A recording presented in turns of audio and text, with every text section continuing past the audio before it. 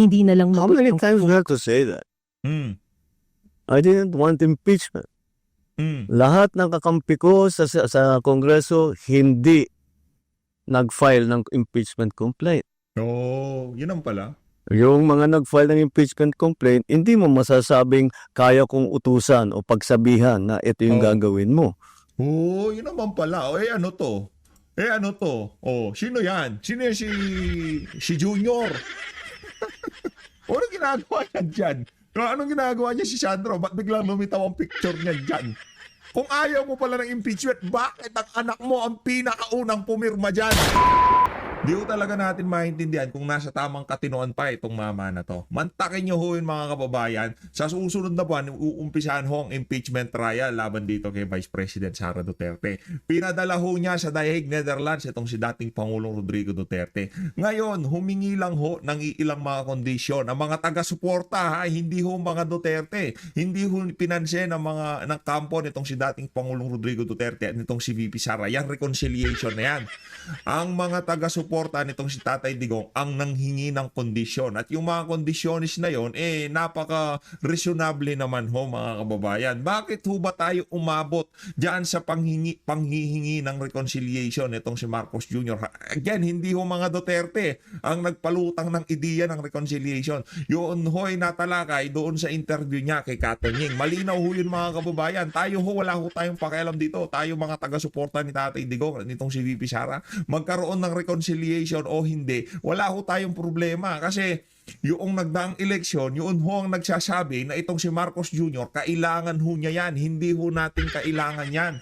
Oo, maraming nakukompromiso dito sa away na to, pero wala ho tayong magagawa. Pagka pinagbigyan natin yung mga spoiled brat na kagaya nitong si Marcos Jr., mamimihasa ho yan. Lahat na lang ho gusto. Gusto niya, binaboy niya si BP Sara at itong si dating Pangulong Rodrigo Duterte, tapos magkaayos sila, magkaroon ng reconciliation. Ganon ho kalakas ng tama nitong si Marcos Jr. Pero bago yan mga kababayan, isang like at isang subscribe. Masaya na ho tayo dyan sa mga gusto sumali sa ating community. Yung join button nandyan lang ho sa baba. Dito rin ho sa video na to, papakinggan ho natin ang mga punto de vista nitong si Atty. Vic Rodriguez. Kaugnay ho dyan sa mga hindi ho natin malaman. Talagang siguro habang nagsasalita to, lakas ng tama niya sa pulburon habang nagsasalita ho siya, no? Kasi yung normal na kaisipan ng isang tao, ang sasagot na lang doon, wala tayong magagawa. Anong magagawa natin? Nangyari na ang nangyari. Nag-aabot ako ng reconciliation. Kung hindi pwede, o yung impeachment naman, nakadiretso na yan. Talagang gusto ko naman talaga ma-impeach ang si Sara Duterte para tumakbo yung mga kaalyado ko sa 2020 kasi wala kaming panama dyan. Pero dapat magkaayos kami, tapos tatanggalin siya sa pwesto at the same time. Gusto ko magkaayos kami ng mga Duterte, pero nasa The Hague, Netherlands si dating Pangulong Rodrigo Duterte at the same time. Yun ang gusto ko. Ganon ho mga kababayan, yung utak niya talagang brat na brat, yung tipong yung lahat na lang gusto ho niyang kunin. Gusto niyang mataas ang kanyang rating sa approval at trust rating niya habang ini-impeach niya si BP Sara at binaboy niya itong si dating Pangulong Rodrigo Duterte. Ganyan ho kalala ang pag-iisip ng mama na yan. Ganyan ho kalala. Hindi ho. Ito dito hindi na si Lisa Araneta Marcos, hindi na si Auntie Claire ang nagsasalita dito. Ang nagsasalita ho dito, si mismong Marcos Jr. na ho. Ito na hong si President Marcos Jr. na ho. Nagsasalita na rini-reject daw ho niya yung mga kondisyon kaya walang reconciliation. Walang problema sa atin yan. May reconciliation, walang reconciliation, wala ho tayong problema, wala hong problema sa atin yan.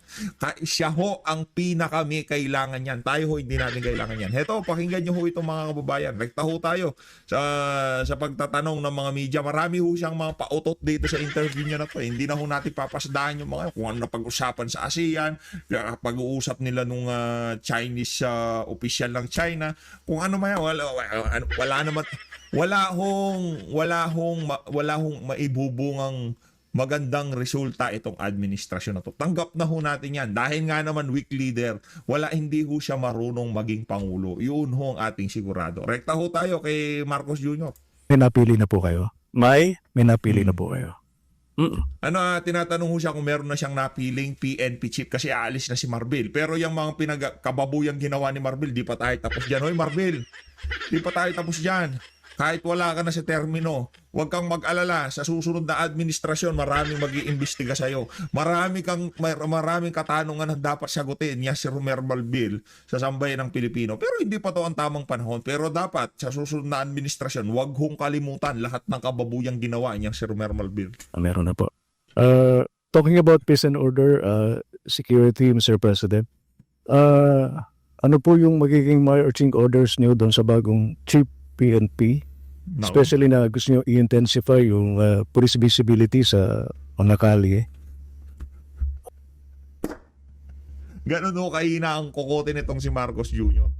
Ang ano daw, ang solusyon, tama naman, sige, bigay na natin sa kanya yung police visibility sa kalye, ha, para mabawasan ang kriminalidad. Paano kung yung mismong pulis na ang gumagawa ng krimen? Paano kung hindi ko linalahat, ha? Hindi ko linalahat. Maraming pa kaya nga nag-number 1 yung mga ano natin, mga kandidato natin diyan sa PDP laban sa mga uniform personnel. Ha? Hindi natin linalahat. Pero kung nung panahon ni Tatay Digong, talagang sinubukan niyang ubusin yung mga kung tawagin scalawag o yung mga ninja cops. Ngayon nagdamihan na naman yan. Naalala nyo, nung nakaraang buwan, yung mga Filipino-Chinese community ang tinatarget ng mga yan. $100 million binigay ang ransom. Ginurgor ang Filipino-Chinese. Ganon nung katindi yan. O sa tingin nyo naman, doon sa 100 million na yan, meron pa ho ba kayo nabalitaan kung naibalik yung ransom? Pinutol yung hinliliit nung Chinese na batang estudyante. Ibinigay yung ransom. Ano nangyari? Ang gustong palabasin ho noon sa media yung bata sinuko ng mga kidnapper. Hindi ho. Binayaran ho 'yun ng kanyang mga magulang. Kaya yung police visibility baka lalo lang kami matakot diyan. 'Di ba? Baka pag may nakita kaming pulis na may pulis, magtago tayo. Hindi ho 'yan. Kung walang political will, kung walang matibay na tayo ang presidente sa kung anumang issue na gusto nating matapos dito sa bansa na to, nagbubulahan lang ho tayo dyan sa mga police visibility. Kalokohan ho yan. Well, what will I tell the new chief PNP?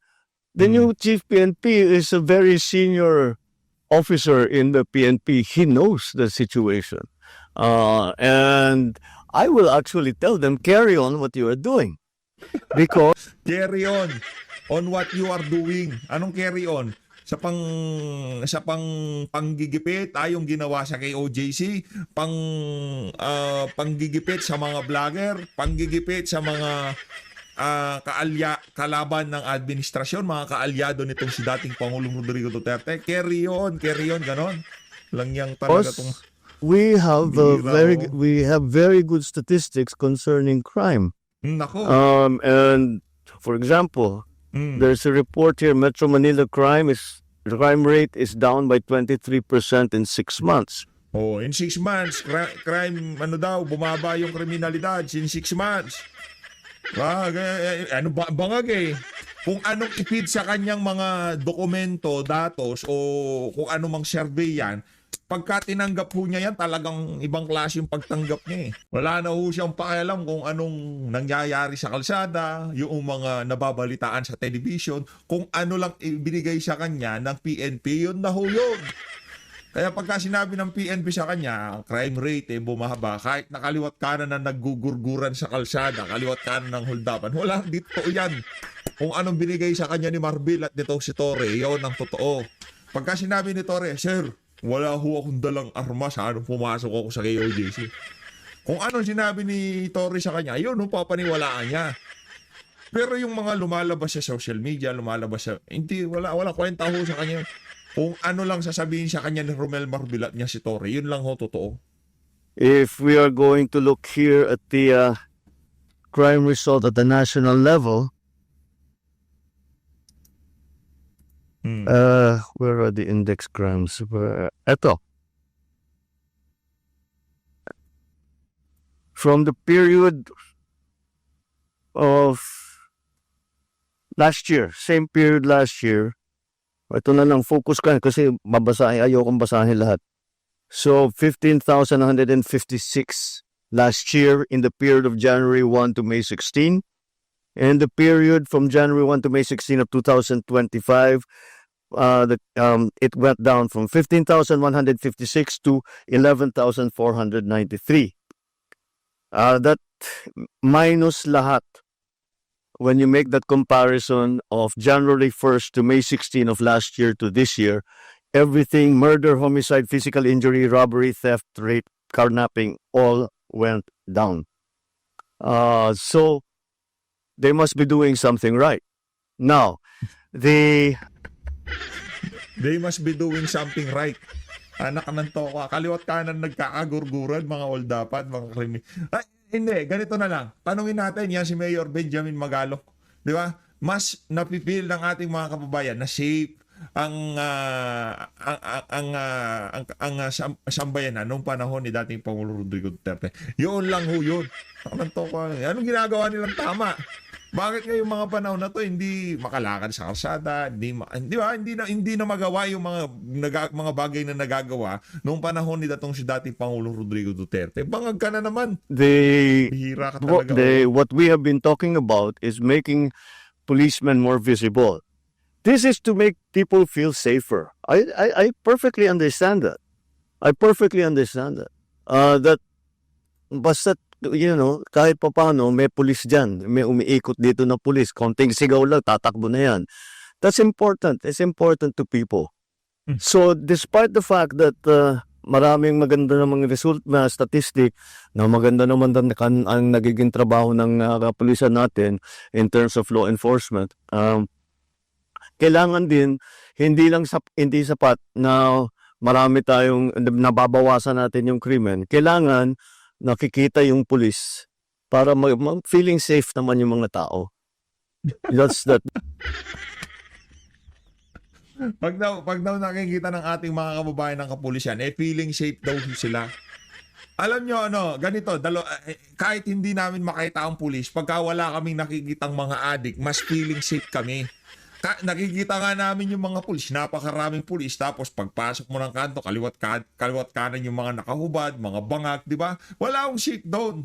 Wala nga naman yung mga bangag, magpakita dyan sa mga pulis na hindi ho niya, pag maraming pulis, wala na, hindi magpapakita yung mga bangag. Hindi ho yun. Hindi, gaano ba yung ratio ng natin, population, tapos yung mga kapulisan? Napakalayo. Kaya, mas dapat ubusin ang mga bangag, mas mafe-feel naming safe kami. Kahit hindi ganong karaming mga pulis, kahit walang police visibility, kung walang mga masasamang elemento, doon namin mas mafe-feel na safe kami. Punta ko kayo sa mga karatig bansa natin. Punta kayo sa mga kanto-kanto. Wala ko kayong makikita ang pulis. Wala ko kayong, kasi hindi ko nila kailangan yung ganong karaming police visibility. Di ba? Inuubuso nila yung mga kriminal. Inuubuso nila yung mga bangag. Ang atin, police visibility. Naku, police visibility, tapos sasabihin mo ganito. Bloodless drug war tayo. Police visibility, tapos bloodless drug war. Ano mangyayari dyan? Ano ho yan? Parang reconciliation lang ho yan. Parang unity lang ho yan. Budulan na naman ho yung mga sinasabi na ni Marcos Jr. That's why this new program of Cops on the Beat has been initiated. Mr. President, one last thing na lang on my part. Doon sa podcast ninyo, narinig ko doon sa pagkakasabi nyo, yung 5-minute immediate police response. Will you please expound on that, Mr. President? Well, first of all, we have been working we've been working since last year on this. It's not so easy, but it's good to centralize the emergency calling. And right now, actually, the response time, meron ba tayong response time dito? Yung response time natin, bumaba na rin, especially in the urban areas. Siguro, of course, there's no, but there are no statistics here. No. So we're trying to centralize the emergency calls. So pagtatawag ka ng emergency, whatever, tapos isa lang yung number kasi bawat bayan halos, bawat probinsya may sarili. So we'll centralize it para maging mas mabilis at diretso kaagad makadispatch siya ng pulis pagka may problema, kapag may gulo.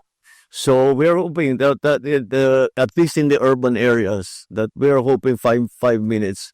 That's the aspiration once again. I hope. I think naman if we have the cops on the beat and they're in good direct communication with their dispatchador, then that will be the system that will be a good quick response. Pero kailangan mabuong system. One of the problems with the emergency call system is the statistic that about 70% are prank calls. So that's Hindi. Hindi ho yan. Yang ano na yan, yung mga pa-English ni Marcos yun. Wala hong ano yan, walang lalabas na resulta diyan. Yang paparating na PNP chief. Ano ba ang kayang gawin ng paparating na PNP chief na hindi kayang gawin itong si Romel Marbil? Parehas lang ho ang kakayahan ng dalawa na yan. Galing ho sila sa iisang institusyon. Galing ho sila sa iisang ahensya. Galing ho sila sa PNP. Namuno sila ng napakatagal. Alam ho nila ang pasikot-sikot dyan. Alam ho nila yung mga skalawag. Alam ho nila galawan ng mga kabaro nila dyan. Yung mga may lagay sa mga kabaret, may lagay sa mga ganito, may lagay sa mga ganito. Alam ho nila yan, yung mga ano diyan. O merong mga nagpapalusot ng mga kontraband. Alam ho nila ang galawan nila diyan. Ngayon, kung yung mga yan ay galing sa iisang tahanan, galing sa iisang eskwelahan, galing sa iisang institusyon, umaasa ka na magkakaroon ng pagbabago dito sa bagong darating na PNP chief na to. Gayong wala ka namang ipinapakitang political will, para baguhin yung mga dapat baguhin, para tapusin yung mga dapat tapusin dyan sa PNP. Wala hong mangyayari dyan. Kahit sino pang ilagay nyo dyan, pagkabano ang presidente, wala hong mangyayari. Mag-uumpisa ho talaga dyan yung decisiveness na tinatawag nitong si Mayor Bangalong. Diba sabi niya, presidente dapat decisive ka. Pagka gusto mong mangyari yan, dapat mangyayari yan. Pagka sinabi mo mga skalawag, mag-resign ko, kung hindi, yayariin ko kayo, dapat mag-resign kayo. Yan anong sinasabi nitong si Mayor Benjamin Magalong. Pero, itong kay Marcos Jr., meron ho tayong problema dito.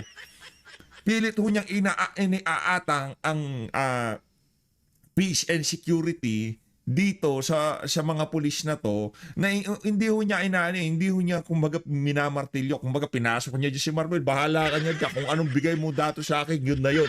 Kung ano mang marinig ko sa social media versus dun sa sinasabi, wala na akong pakialam dyan. Ang importante lang sa akin, kung ano sasabihin mo. Kaya ginagago ho yang si Marcos Jr. ng mga tauhan niya dyan sa PNP.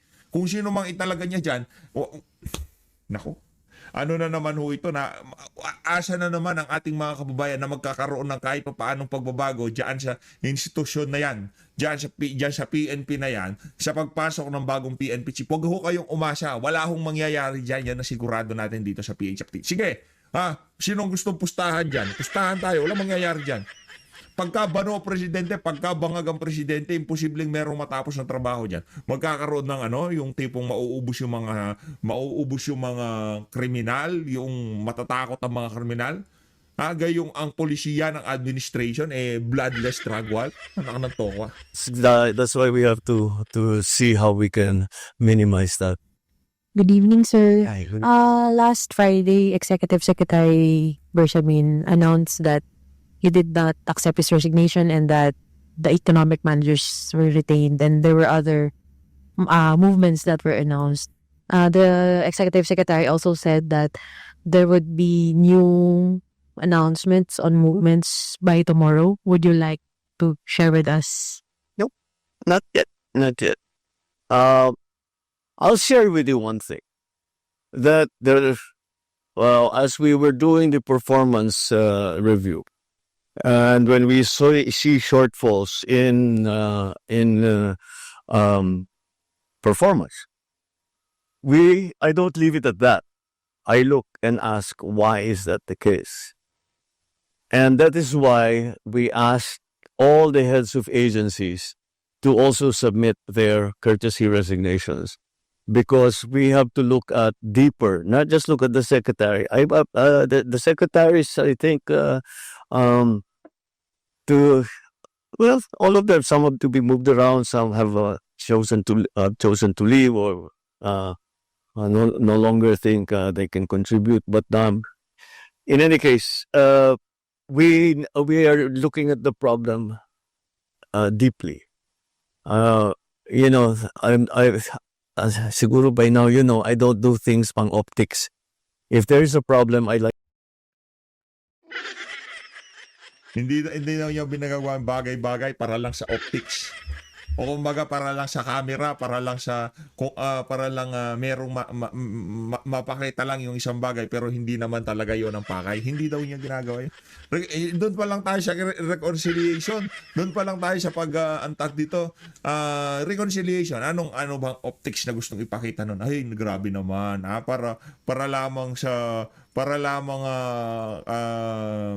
Para lamang makasulong tayo sa ating bansa, nag-aalok na ng reconciliation itong si Marcos Jr. Grabe ang bait naman. Optics. Yun ang gusto niyang maipinta siya na larawan sa ating mga kababayan. Na siya ang mabait, siya ang naging biktima, siya ang nandito na siya, inaabot niya na ang kamay niya para makipagbati doon sa mga individual na kagaya nito si dating Pangulong Rodrigo Duterte, pinadala niya sa The Hague, Netherlands. Dito kay VP Sara, makikipag-reconcile siya dito sa isang government official, binoto ng 32 milyong Pilipino. Tapos ipapa-impeach. Ngayong June, umpisa ng impeachment trial. Ganon katindi ho ang pagiging bano niya si Marcos Jr. O hindi daw siya naglalabas ng statement para lamang sa optics. Pinag-resign niya ang kanyang mga gabinete para daw, ma-recalibrate ang gabinete. O nangyari? Sino ba may kasalanan kung bakit napakapalpak ng ating ekonomiya? Sino may kasalanan kung bakit walang trabaho, napakamal ng pangunahing bilhin? Mga economic managers niya. Renetain ho niya lahat ng mga yon. Ano ba ang iniiyak ng ating mga kababayan? Presyo ng mga pangunahing bilhin. Kung yun pala ang problema, yun pala ang panawagan ng ating mga kababayan, dapat sana tirinabaho mo yung economic team. Sila yung pinagsisibak mo. Kasi bakit nyo di nagagawa to? Ang mahal-mahal ng mga bilihin. Nag-iiyakan ng ating mga kababayan. Bakit di nyo ginagawa? Hindi. Kasi hindi ho niya ginawa yon. Kasi yung mga kaibigan niyang mga mayayaman, mga negosyante, mga kung tawagin dyan, mga elitista, yun ho, gusto nila na ma-retain yung mga economic managers na yan. Kagaya siguro, sabi siguro nitong si ano pa nga nito? Yung si,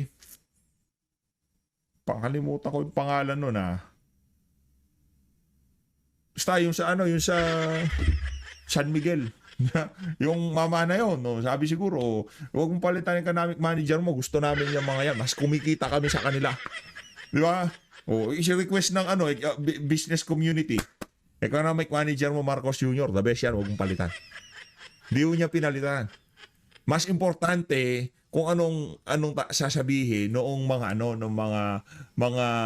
mamumuhunan kaysa doon kung ano sinasabi ng mga consumer, ng mga ating mga kababayan na bumibili sa mga pamilihan. Wala ko siyang pakialam doon sa mga yun. Basta masaya lamang yung kanyang mga kaibigang elitista, mga bilyonaryo. Diba? Yun lang ang importante sa kanya. Hindi mo daw siya nagsasalita para sa optics. Ganun ho mambudol yung mama na yan. Diba? Itong video na to, dedicated na lang kay Bangag to para Like to fix it. talagang mabisa. So that's what we are doing. So expect us to be doing a rigorous performance review, not only at the cabinet level, but even deeper. Bola. Related lang po dun sa sagot ni sir, kung pwede lang po. Okay, sige. Apo. Sir, you already mentioned that you don't do things for optics. That was the criticism of some of your detractors who are allied with the former President Duterte. And they also said that the Curti resignations are not necessary and that they want you instead to resign. How do you want to respond to that? Or if you I will resign. that's what they want. Ba't ko gagawin yun? At Hindi yan magre-resign. Anak ng towa ayaw na nga nilang bitawan ng kapangyarihan. Ba't siya hindi ko siya pinagre-resign. O yung mga detractors, hindi ko kilala yung mga detractors na gusto mag-resign niya si Marcos Jr. Hindi ko natin siya gusto mag-resign. Ang atin lang naman ho dito, kung hindi niya kaya magtrabaho, di ibigay niya sa iba. Pero yung tipong, kung kaya mo na magtrabaho, hindi magtrabaho ka. Bigay nyo ho yung best nyo. Magpakapangulo kayo. Di ba? Yun lang naman ho atin dito. Ngayon kung hindi nyo kaya ayaw mo mag-resign, magpakapangulo ka. Wala sa ugali ko yung tinatakbuhan ng problema. Nako, wala siya. Magandang gabi po, Mr. President. Sir, you Wala daw siya ugaling yan. Tinatakbuhan ang problema. Anak ng to ko. Anong ginagawa mo sa anong ugali mo? Ha? Dinidispatch siya ang iyong mga yung mga nakikita mo na magiging problema mo, ganon. Kaso dito sa isa na to, sa mga Duterte, Brad, nagkamali ka ng binangga. Dahil ang binangga mo dito, hindi ang mga Duterte. Yung pangarap ng bawat isang Pilipino na nagmamahal sa mga Duterte na magkaroon ng tunay na pagbabago dito sa bansa na to. Hindi yung mga Duterte ang kalaban niya dito. Kalaban niya yung mga Pilipino na umaasa na kahit papaano na umayos itong bansa na to. Yun ho talaga ang binangga nila, yung pangarap ng mga Pilipino. Yun ang kinalaban mo.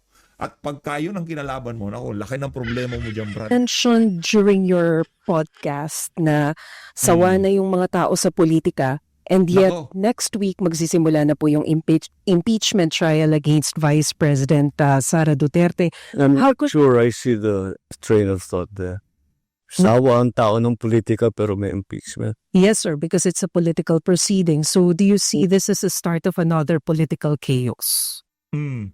Yari ka dyan. The legislators, the senators, and the House are going to decide on how to handle it.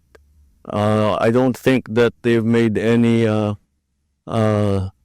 decisions yet in that regard. So let's let it's in there. It's there. Nasa kanila yan eh. Mostly sa Senado, pero siyempre nandyan pa rin ang House dahil sila mag-prosecute. So they will have to decide between the two houses how they were going to conduct this. I was part of the Corona impeachment. We were making rules as we went along, and I think that's what will happen here too. So we'll see what happens. Sir, I understand. Hindi niya ho naintindihan ng tanong. Hindi ho niya naintindihan ng tanong nitong si ate girl. Sinasabi mo na yung problema, yung ayaw mo na ng political issue. Ngayon, maya-maya, merong impeachment. Kasi simple lang yan eh. Kung gusto nyo talaga mag-move on na tayo dito, magdire-diretso na, matapos mo na matiwasay ang iyong termino. Simple lang. Iuwi mo si Tatay Digong, hayaan mo yung impeachment na gumulong. Okay lang yan. Okay lang yan. Kaya ni VP yan. Ako, tayo dito sa PHFD, 110% meron ho akong tiwala dito kay VP Sara. Kung paano pinagkakatiwalaan ni dating Pangulong Rodrigo Duterte itong si VP. Ganong kalaki ho ang tiwala ko dyan sa ali na yan. Di ho tayo na makakamba dito sa PHFD. Lalo na dyan sa naging resulta ng eleksyon. Kung meron man dapat mangamba dito, walang iba kundi ho yung tao na yan, yung si Marcos Jr. Dapat ngayong mga panahon na to, mangatog na ang tuhod mo, Brad. Mga tug na ang tuhod mo dahil ang laki ng problema mo. Kahit sabihin mo pa na prerogative yan ng ganito, kahit trabaho nila yan. Hindi, Brad, Tatay Digong, presidente, sabi niya, ini-impeach si Lenny, huwag niyo impeach. Duly elected yan. Tapos na election, magtrabaho na tayo. Anong ginawa mo? Nagsalita ka pa, haging. Ano yan pagka sinabi niya na huwag niyong i-impeach, ayaw ko ng impeachment, kabaliktaran ho yun. Pag sinabi ng unity team, kabaliktaran ho yun. Pagka sinabi niyang not in a million years, hindi makakapasok ang ICC dito, kabaliktaran ho yun. Anong basa ng mga congressman sa kanya? Nung sinabi niya na ayaw ko ng impeachment, tinuloy ang impeachment. Kasi yun ho talaga ibig niya sabihin doon. Malinaw naman po yung pahayag nyo that you have nothing to do with the impeachment trial. But do you wish na sana hindi na lang ito mangyari so as hindi na lang... How many times we have to say that? I didn't want impeachment. Lahat ng kakampi ko sa Kongreso hindi nag-file ng impeachment complaint. Yun ang pala. Yung mga nag-file ng impeachment complaint, hindi mo masasabing kaya kong utusan o pagsabihan na ito yung gagawin mo. Yun naman pala. Ano to? Sino yan? Sino yan si Junior? Ano ginagawa niya dyan? Anong ginagawa niya si Sandro? Ba't biglang lumitaw ang picture niya dyan? Kung ayaw mo pala ng impeachment, bakit ang anak mo ang pinakaunang pumirma dyan? Anak ng tokwa, mambubudol ka talaga, di ba? Ayaw daw ho niya impeachment. Pero ang pinakaunang pumirma sa impeachment ni VP Sara, walang iba kundi si Sandra, Sandro. Ano gagawin natin dito? Ganun, lagi na lang natin tatanggapin na as is, ganun ang pagka sinabi ng presidente, yun. Hindi, kabaliktaran yun. Pagka sinabi niyang unity, wawa sa akin ng kalaban. Yung kanyang ka-unity. Pagka sinabi niyang ayaw impeachment, i-impeach yan. Pagka sinabi na hindi papapasukin ng ICC, papapasukin yan. Kabaliktaran ho lahat. Kung ano siya lalabas sa bunganga nitong si Marcos Jr., yun ho ang kabaliktaran ng gusto niyang mangyari. Pagka sinabi niya na gusto niyang bumaba ang presyo ng mga pangunahing bilhin, lalong tataas yan. Yung mga nakikinig sa kanya, na nakakakilala sa kanya, alam ko na yan, nabasa ko na yan, Brad. Alam ko na ibig mo sabihin. Gusto mo ganito mangyari? Pues, ibig sabihin, kabaliktaran ang gagawin ko. Kasi yun talaga ang gusto mo mangyari. Ano yung babae yan? Di naman lalaki yan. Di ba pagka yung babae, tinanong mo, gusto mo ba kumain? Sasabihin, ayaw. Pagka kumakain ka na, bigla, gusto pala. Ganyan ho sila eh. Baka may pagkabinabai ang presidente na yan. Pagka gusto. Pagka ayaw, walang maraming pilitan. Langya ka talaga, oo. Di ba? Anong ginagawa dito nito? Anong ginagawa niyan dyan? Kung ayaw mo ng impeachment, dapat sana, yung anak mo, hindi siya pumirma dyan. Doon sa listahan, siya pinakaunang nakapirma. Kahit alphabetical ang bilang dyan, anak ng Tokwa, M pa lang yan. Marcos pa lang ho yan, malayo pa yan. Dapat nauna dyan yung, Albano, kung ano-ano apelido dyan, kung alphabetical. Diba? Nagpresenta pa siguro yan si Sandro. Nagbidabla, ako unang pipirma niya. Sabi ng tatay ko, ayaw niya impeachment. Alam ko gusto niya. Budol talaga tong pamilya na to, oo. Okay, tuloy na natin. Ano ba? Ayaw nang kumana. Yun. So, why do I have to keep explaining that I did not want impeachment? Mr. President, again, this is in reference to your interview in the podcast where you said that you're open to reconciling with the Dutertes. And after you said that, certain conditions were floated. For example, Bongo said... No. That's not how reconciliation works. You don't put conditions to reconcile. If you're sincere, you want to reconcile, let's sit in front of you. Ano ba talaga problema? Paano nangyari ito? Kanina ko pa hinihintay, sagot na yan eh. Simple lang. Kung gusto mong reconcile, nakapanakit ka, gawin mo yung tama para maiayos mo yung ginawa mo. Huwag kang tatanga-taka. Ng Tokwa, di ba? Nakapanakit ka, Brad. Nakapanakit ka ng tao. Nakapanikit ka ng mga Pilipino dyan sa ginawa mo kay Tatay Digong. Ngayon, kung gusto mo talaga ng reconciliation, gusto mong maging sincero yung reconciliation, itama mo yung pagkakamali mo. Huwag kang tatanga-tanga. Walang niya ka. Kaano man ako, nakapahinga ako, nakita ko to, kumuludugo ko eh. Nasa train ako, pinapanood ko. Teka nga, kasi ang problema mo pagka, kunyari, medyo napunta kayo sa galaan, at hindi kayo nag-update. Naku, mapang-iiwanan ho kayo, lalo na dito sa space na ginagalawan natin na to. Napakabilis ho ng pasok, labas ng information. 2 araw, hindi nyo na ho alam kung ano ba nangyari dito. Ano ba nangyari dito? Hindi mo na alam, kailangan balikan yung mga nakalipas na araw para maintindihan mo lang yung current events. Kaya ako kailangan talaga, pinapakinggan ko, anong klaseng pag-iisip ang meron tong presidente na to? Nakapanakit ka, Brad. Nasaktan mo ang damdamin. Hindi lang ng mga Duterte, yung mga taga-suporta ng mga Duterte. Hindi ka lang nakikipag-reconcile sa mga Duterte dito sa isa na to. Nakikipag-reconcile ka dito sa bawat Pilipinong nagmamahal dyan sa mama na yan. Yun ang di mo maintindihan. Hindi ka nakikipag-reconcile sa mga Duterte. Sa amin ka nakikipag-reconcile. Kasi habang kami galit sa'yo, kahit na anong pang pagsasabi mo dyan, dahil sa ginawa mo na yan kay dating Pangulong Rodrigo Duterte, naku, to ko. Kainin, baka palunok ko pa sa'yo yan. Tanggalin natin ang problema. Pero sasabihin mo, hindi ako makikipag-usap hanggang ibigay mo sa akin ito. Wala pupuntahan na. And that position. Tapos na. Presidente, no? Yung train of thought niya, yung the way na mag-isip siya, hindi ho yan kahit na yung elementary, kahit na yung batang mag-isip. Alam niya pagka nakapanakit siya, kailangan niya mag-sorry. Kailangan niyang bumawi doon sa nagawa niya ng mali. Kinuha mo ang gamit. Siyempre magagalit, sabihin mo, hindi ko babalik yung gamit mo. Sorry ha, patawarin mo na ako ha. Pero akin pa rin to. Kinuha ko yung gamit mo. Kinuha ko yung cellphone mo. Akin, kunin ko na yan, akin na yan. Reconcile na tayo, sorry ha, pasensya ka na. Pero yung cellphone mo, di ko pa rin babalik. Akin pa rin yun. Gago. Di ba? Anong klaseng pag-iisip ang meron yung mama na yan, di ba? Pagka nakapanakit ka, ngayon makikipag-reconcile ka, para maitama mo yung kamalian mo, ibalik mo kung ano yung kinuha mo. Ibalik mo kung ano yung ninakaw mo. Kaya ngayon, hanggang ngayon, di pa rin nakakabumpod doon sa mga nakaw niya na inayaman nyo kasi di nyo pa rin binabalik eh. Yung lupain dyan sa Paway, Ilocos Norte, binalik nyo na ba? Pinapabalik na yun ng Korte Suprema. Kasama daw yun sa ill-gotten wealth. Paano tayo magre-reconcile?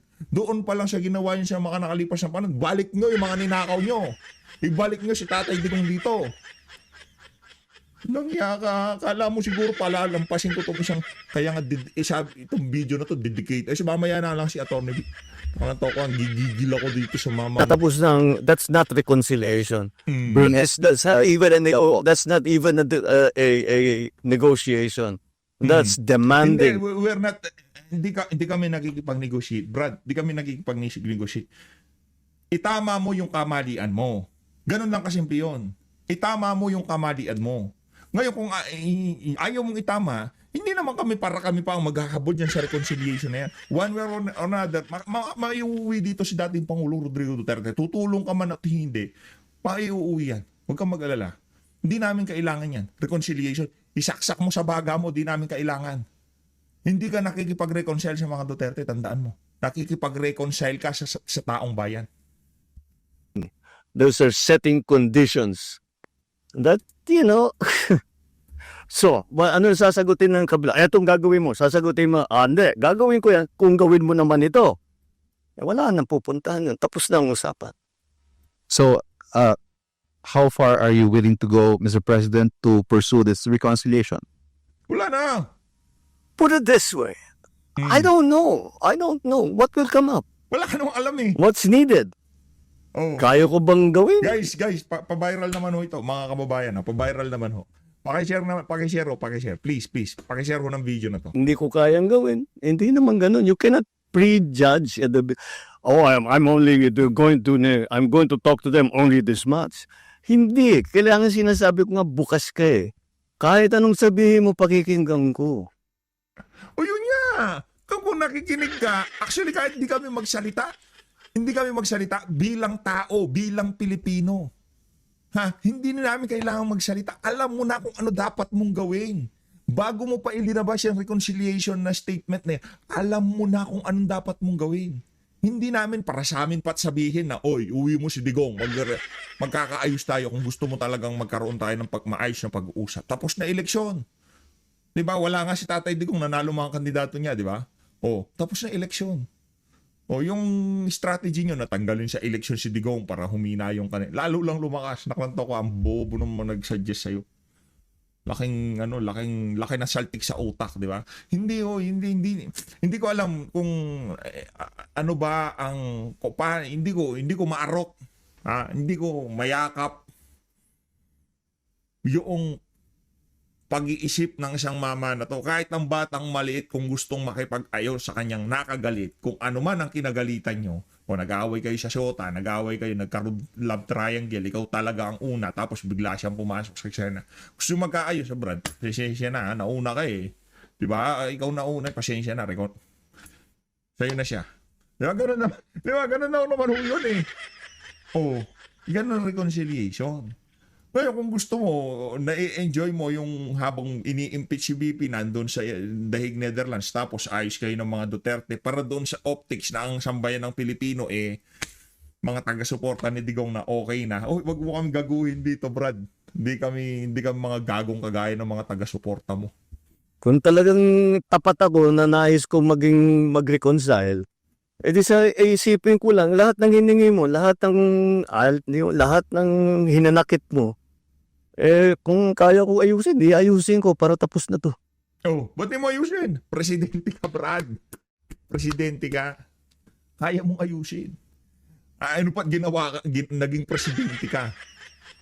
Diba? Huwag ka na magpresidente kung di mo kayang ayusin yung mga bagay-bagay na yan. Kaya mo. Ang problema, ayaw mo. Yun. Diba? Maliwanag po sa sikat ng araw. ayaw mo, kaya hindi mo gagawin yan. Ayun na nga mga kababayan. Tuloy pa ba natin? Nailabas ko na yung saloobin ko. Kasi pagka hindi ko nailabas yun dito kay Marcos yung baka, tuloy na. Sige. Ayoko nga ng kaaway. Ayaw mo kaaway. Naku, yung kaaway mo yung bibig mo. Nakita niyo yung bibig niya. Nung sabi niya, ayaw ko ng kaaway. Ayun mga kababayan, as always, maraming salamat po sa pagsuporta sa PH Update. Mag-ingat po kayo lahat. Marcos Jr. Ako, pagkatapos ng termino, may kaalalagyan ka sa sambay ng Pilipino. Di sa akin sa sambay ng Pilipino. Pagka yung ako, matatapos ka rin. Palinat ng Pilipinas. Maraming salamat po mga kababayan. Saludo.